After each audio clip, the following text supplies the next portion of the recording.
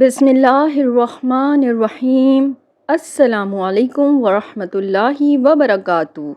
پیارے ناظرین، آج کی اس ویڈیو میں ہم جانیں گے کہ مہمان کون ہوتا ہے، اسلام میں مہمان نوازی کی کیا اہمیت اور فضیلت ہے، حضرت ابراہیم علیہ السلام کے مہمانوں کا تفصیلی واقعہ اور حضرت ابو طلحہ انصاری رضی اللہ تعالیٰ عنہ کی مہمان نوازی۔ اپنی ضرورت کے باوجود دوسروں کو ترجیح دینے کو نہایت بلند مقام حاصل ہے، آخر کیوں؟ اگر کوئی مہمان زحمت بن جائے تو اسلام ہمیں کیا سکھاتا ہے؟ آخر میں یہ کہ مہمان نوازی کی عادت کے لیے اسلامی طریقے کیا ہیں، دعا اور عمل۔ سب سے پہلے اسلام کی روشنی میں جانتے ہیں کہ مہمان کون ہوتا ہے۔ اسلام ایک ایسا دین ہے جو ہر چھوٹے بڑے معاملے میں ہمیں رہنمائی دیتا ہے۔ اسی طرح مہمان نوازی یعنی ضیافت بھی ایک عظیم اسلامی وصف ہے۔ اسلامی تعلیمات کی روشنی میں مہمان ایک نہایت اہم اور معزز مقام رکھنے والا شخص ہوتا ہے۔ مہمان صرف کھانے یا رہائش کے لیے نہیں آتا، بلکہ وہ اللہ کی طرف سے بھیجی گئی برکت ہوتا ہے۔ اسلام میں ایسے شخص کے ساتھ حسن سلوک اور عزت سے پیش آنا لازمی سمجھا گیا ہے۔ آئیے اب جانتے ہیں مہمان نوازی کی اہمیت و فضیلت۔ نبی اکرم صلی اللہ علیہ وآلہ وسلم نے فرمایا، صحیح بخاری کی حدیث کا ترجمہ، جو اللہ اور یوم آخرت پر ایمان رکھتا ہے وہ اپنے مہمان کا اکرام کرے۔ یہ حدیث ہمیں بتاتی ہے کہ مہمان نوازی ایمان کی نشانی ہے۔ قرآن کریم میں حضرت ابراہیم علیہ السلام کا واقعہ آتا ہے۔ سورہ ذاریات کی آیت کا ترجمہ، کیا تمہیں معزز مہمانوں کا واقعہ یاد ہے جو ابراہیم کے پاس آئے؟ یہاں اللہ تعالیٰ نے خود مہمانوں کو مکرمین یعنی عزت والے کہا۔ مہمان نوازی کی فضیلت اور فوائد یہ ہیں: اللہ تعالیٰ کی رضا حاصل ہوتی ہے، رزق میں برکت آتی ہے، دل کی پاکیزگی اور اخلاص پیدا ہوتا ہے، معاشرتی تعلقات مضبوط ہوتے ہیں۔ اسلامی اصول برائے مہمان نوازی۔ پہلا یہ کہ 3 دن کی مہمان نوازی واجب ہے، اس کے بعد اگر کوئی قیام کرتا ہے تو وہ صدقہ شمار ہوتا ہے۔ دوسرا یہ کہ مہمان کو خوش دلی سے خوش آمدید کہا جائے۔ تیسرا یہ کہ مہمان کو عزت دی جائے اور تکلیف نہ دی جائے۔ چوتھا یہ کہ میزبان کو تکلف سے بچنا چاہیے، سادگی سے خدمت کرنا افضل ہے۔ اسلام مہمان کو صرف ایک وقتی آنے والا فرد نہیں سمجھتا، بلکہ ایک برکت، ایک امتحان اور ایک ذریعہ نیکی کا تصور کرتا ہے۔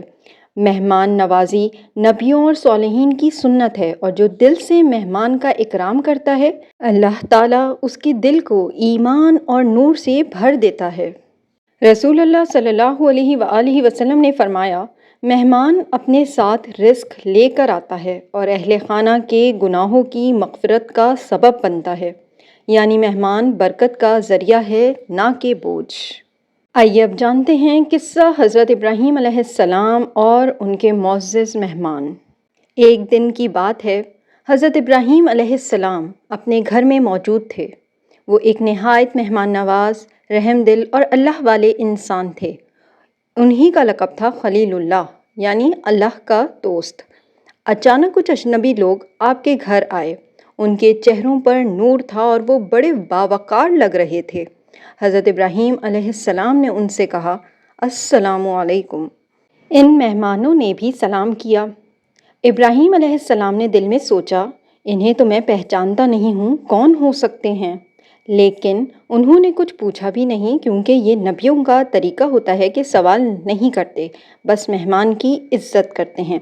آپ علیہ السلام فوراً چپکے سے گھر کے اندر گئے اور اپنی بیوی سے کہا، جلدی سے ایک موٹا بھنا ہوا گوشت تیار کرو، مہمان آئے ہیں۔ حضرت ابراہیم علیہ السلام نے کھانے کو مہمانوں کے سامنے رکھ دیا اور کہا، آپ لوگ کھائیں۔ لیکن حیرت کی بات، ان مہمانوں نے کھانے کو ہاتھ تک نہ لگایا۔ اب حضرت ابراہیم علیہ السلام کچھ پریشان ہو گئے۔ ان کے دل میں خوف پیدا ہوا، کیونکہ عرب میں یہ سمجھا جاتا تھا کہ اگر مہمان کھانا نہ کھائے تو وہ نیک نیتی سے نہیں آیا۔ تب ان مہمانوں نے مسکرا کر کہا، ابراہیم ڈرے نہیں، ہم اللہ کے فرشتے ہیں، ہم کھاتے نہیں۔ پھر انہوں نے ایک اور بڑی خوشخبری دی، اے ابراہیم، اللہ تعالیٰ آپ کو ایک علم والا بیٹا عطا کرے گا۔ حضرت ابراہیم علیہ السلام کی بیوی جو خیمے کے پیچھے کھڑی تھیں، یہ سن کر حیرت سے چیخ پڑیں، میں ایک بیٹا؟ میں تو بوڑھی ہوں اور بانجھ بھی۔ فرشتوں نے فرمایا، اللہ کے لیے کچھ بھی مشکل نہیں۔ یہ قصہ قرآن پاک کی 2 صورتوں میں آیا ہے، سورہ زاریات کی آیت 24 سے 30 میں اور سورہ ہود کی آیت میں۔ آئیے اب جانتے ہیں حضرت ابو طلحہ رضی اللہ تعالیٰ عنہ کی مہمان نوازی کا واقعہ۔ نبی کریم صلی اللہ علیہ وآلہ وسلم کے پاس ایک مہمان آیا، لیکن آپ صلی اللہ علیہ وآلہ وسلم کے گھر میں کھانے کے لیے کچھ نہ تھا۔ آپ صلی اللہ علیہ وآلہ وسلم نے صحابہ سے فرمایا، کون ہے جو آج رات اس مہمان کی میزبانی کرے؟ اللہ اس پر رحم فرمائے۔ حضرت ابو طلحہ انصاری رضی اللہ تعالیٰ عنہ فوراً کھڑے ہو گئے اور عرض کیا، یا رسول اللہ، میں اس مہمان کی خدمت کروں گا۔ وہ اپنے مہمان کو گھر لے گئے، لیکن گھر میں صرف بچوں کا کھانا تھا۔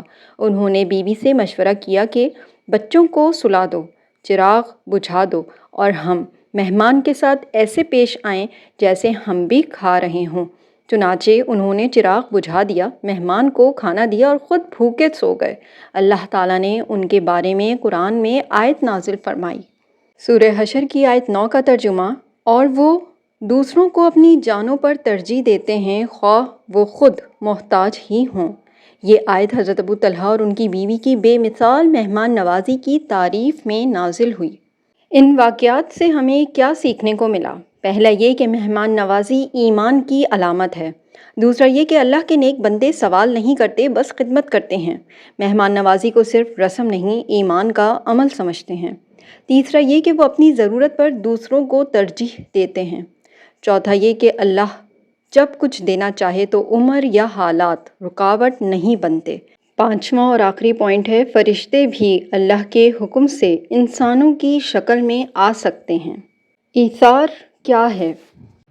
ایثار کا مطلب ہے اپنی ضرورت یا خواہش کے باوجود دوسروں کو ترجیح دینا، صرف اللہ کی رضا کے لیے۔ سورہ حشر کی آیت 9 میں، اور وہ دوسروں کو اپنی جانوں پر ترجیح دیتے ہیں اگرچہ خود محتاج ہوں۔ یہ آیت ان لوگوں کے لیے نازل ہوئی جو اپنی بھوک اور ضرورت کے باوجود دوسروں کو کھانا دیتے تھے، اور اللہ تعالیٰ نے ان کی تعریف قرآن میں کر دی۔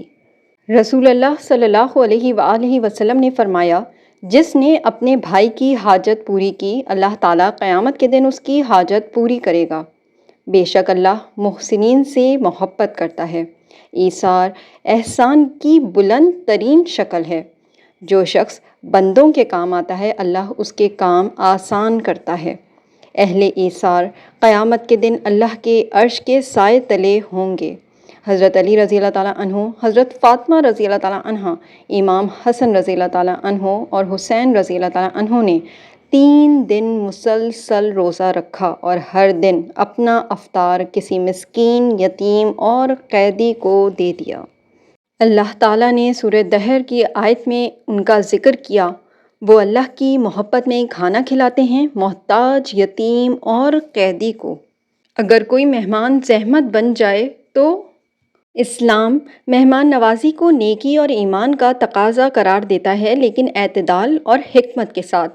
مہمان نوازی کا مطلب یہ نہیں کہ میزبان اپنی استطاعت سے بڑھ کر تکلیف برداشت کرے یا مہمان میزبان کی مجبوریوں کا لحاظ نہ رکھے۔ اسلام کا اصول ہے کہ نہ خود تکلیف میں رہو، نہ دوسروں کو تکلیف دو۔ مہمان کو بھی حکم دیا گیا ہے کہ بلا اجازت داخل نہ ہوں۔ اے ایمان والوں، اپنے گھروں کے سوا دوسرے گھروں میں داخل نہ ہو جب تک اجازت نہ لے لو، اور اہل خانہ کو سلام نہ کر لو۔ زیادہ قیام نہ کریں۔ نبی کریم صلی اللہ علیہ وآلہ وسلم نے فرمایا، مہمان کی ضیافت 3 دن ہے، اس کے بعد مزید قیام میزبان کے لیے بوجھ ہو سکتا ہے۔ میزبان کی سہولت کا خیال رکھیں۔ نبی صلی اللہ علیہ وآلہ وسلم نے فرمایا، تم کسی کے گھر اس طرح مت جاؤ کہ وہ تم سے چھٹکارا حاصل کرنے کی دعا کرے۔ اگر مہمان حد سے تجاوز کرے تو اجازت کے بغیر بار بار آ رہا ہے کوئی مہمان آپ کے، یا غیر ضروری لمبا قیام کر رہا ہے، یا میزبان کی مالی یا ذہنی تکلیف کا باعث بن رہا ہے، یا پھر گھر کے نظام میں مداخلت کر رہا ہے، تو اسلام میں میزبان کو حق حاصل ہے کہ نرمی، حکمت اور ادب سے معذرت کرے۔ آپ اپنے مہمان سے ادب و حکمت کے ساتھ یہ کہہ سکتے ہیں کہ آپ کی آمد ہمارے لیے باعث عزت ہے، مگر میری کچھ ذاتی مجبوریاں ہیں جن کی وجہ سے میں اب آپ کی مزید میزبانی نہیں کر سکتا۔ آپ کی دعائیں درکار ہیں۔ مہمان نوازی کی عادت کے لیے اسلامی طریقہ، دعا اور عمل جانتے ہیں۔ نبی کریم صلی اللہ علیہ وآلہ وسلم نے فرمایا، میزبان کے لیے مہمان کی خدمت کرنا صدقہ ہے، مہمان کے لیے گھر آنا بھی صدقہ ہے، اور جو مہمان کو خوش دل کر چھوڑے اسے 2 صدقے ملتے ہیں۔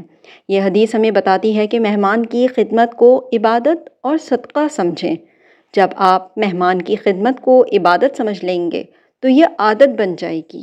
امام ابن قیم رحمہ اللہ اپنی کتاب زاد المعاد میں فرماتے ہیں، مہمان نوازی اور ضیافت کی عادت پیدا کرنے کے لیے چاہیے کہ گھر کو کھلا رکھیں، روزانہ کی معمولات میں مہمان نوازی کا جذبہ پیدا کریں اور اپنے وسائل کے مطابق خوش دلی سے دوسروں کی مدد کریں۔ عملی نسخہ جانتے ہیں۔ روزانہ دعا میں شامل کریں اپنی، یا اللہ مجھے مہمان نوازی کی عادت عطا فرما۔ گھر کو مہمانوں کے لیے کھلا رکھیں، کسی بھی وقت آنے والے مہمان کو خوش آمدید کہنے کی تیاری رکھیں۔ چھوٹے مہمانوں کی خدمت سے شروع کریں۔ گھر کے چھوٹے مہمان جیسے رشتہ دار، پڑوسی، ان کی چھوٹی چھوٹی مدد کر کے عادت ڈال لیں۔ قرآن و حدیث کا مطالعہ کریں، اس سے محبت اور جذبہ پیدا ہوتا ہے۔ 3 دن کی مہمان نوازی کی پابندی کریں، یہ نبی صلی اللہ علیہ وآلہ وسلم کی سنت ہے، اس پر عمل سے عادت بن جائے گی۔ اور آخر میں مہمان نوازی کے لیے دعا کر لیتے ہیں۔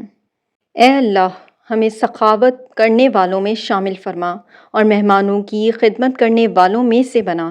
ہمیں نرم دل عطا فرما، وسیع ہاتھ دے، زبان کو ذکر کے لیے زندہ رکھ، اور ہمیں تیرے شکر گزار اور عبادت کرنے والوں میں شامل فرما۔ قلیل دعا یعنی چھوٹی دعا، سادہ اور اثر بخش دعا یہ ہے جس کا ترجمہ، اے اللہ ہمیں لوگوں کی مہمان نوازی میں کریم اور بھلے بنا دے۔ آمین ثم آمین۔